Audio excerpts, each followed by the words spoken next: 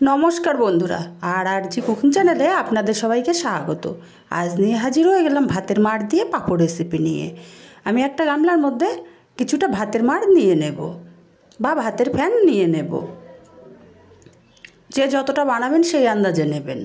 এবার এখানে আমি দিয়ে দেবো 1 চামচ ময়দা, 1 চামচ চালের গুঁড়ো আর দেবো 1 চামচ বেসন। আপনারা চাইলে কিন্তু শুধু ময়দা দিয়ে বা শুধু চালের গুঁড়ো দিয়েও করতে পারেন।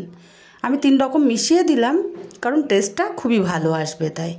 এবার খুব ভালো করে মিশিয়ে নিতে হবে যাতে কোনো দলাভাব না থাকে। আমার এতটা গাঢ় লাগবে না, তাই আরেকটু ফ্যান মিশিয়ে দেব। মিশিয়ে একটা পাতলা ব্যাটার আমি তৈরি করে নেব।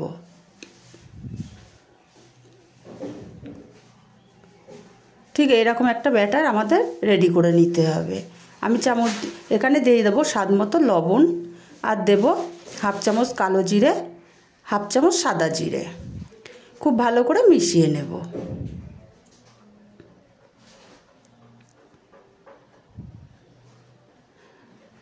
আমি দেখিয়ে দিচ্ছি কেমন ঘনত্ব ব্যাটারটা দরকার।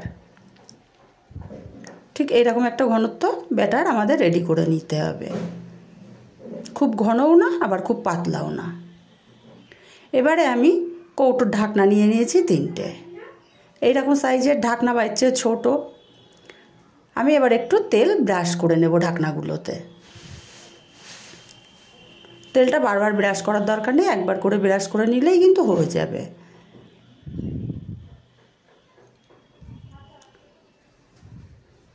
এবারে আমি এখানে অল্প অল্প করে ব্যাটার দিয়ে দেব। তার আগে ব্যাটারটা ভালো করে নেড়ে নিতে হবে।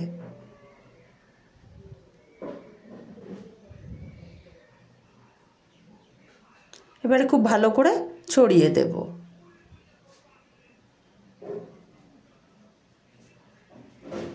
খুব বেশি দিলে মোটা হয়ে যাবে, একটু হালকা করে দিলে পাতলা হবে।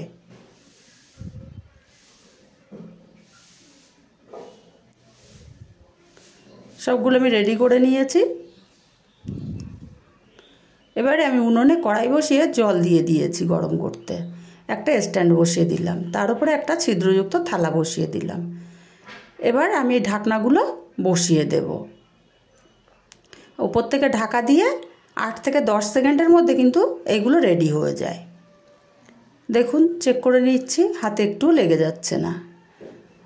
বেশি টাইম লাগে না, 8 থেকে 10 সেকেন্ডের মধ্যে এগুলো রেডি হয়ে যাবে। এগুলো আমি নামিয়ে নিয়ে আমি আরও 2টো রেডি করে রেখেছি, সেই 2টো বসিয়ে দিলাম।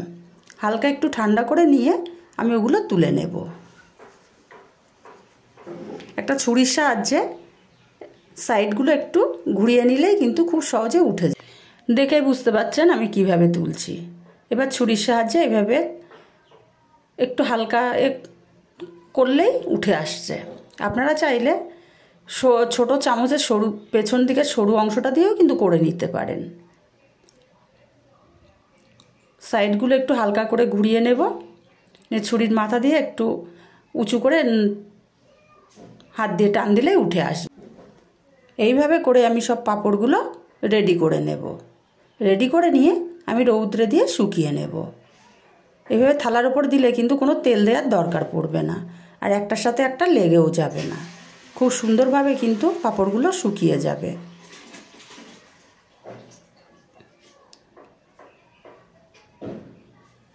কত সুন্দরভাবে পাঁপড়গুলো উঠে যাচ্ছে। আমি রেডি করে নিয়ে রৌদ্রে দিয়ে পাঁপড়গুলো শুকিয়ে নিয়েছি। এবার পাঁপড়গুলো আমি ভেজে দেখিয়ে দিচ্ছি। গ্যাসে তেল গরম বসিয়েছিলাম, পাঁপড় একটা দিয়ে দিলাম। হালকা ঝাঁঝরি দিয়ে চাপ দিলেই কিন্তু পাঁপড়গুলো ফুলে উঠছে।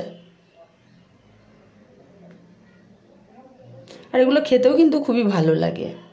ঘরে থাকা উপকরণ দিয়ে তৈরি করা। রেসিপিটা কেমন লাগলো কমেন্ট করে জানাতে ভুলবেন না। রেসিপিটা যদি ভালো লাগে অবশ্যই চ্যানেলটি সাবস্ক্রাইব করে পাশে থাকবেন, আর কাছের আত্মীয় স্বজন বন্ধুবান্ধবদের কাছে শেয়ার করতে ভুলবেন না, যাতে তারাও নিত্য নতুন রেসিপি দেখতে পারে বা শিখতে পারে।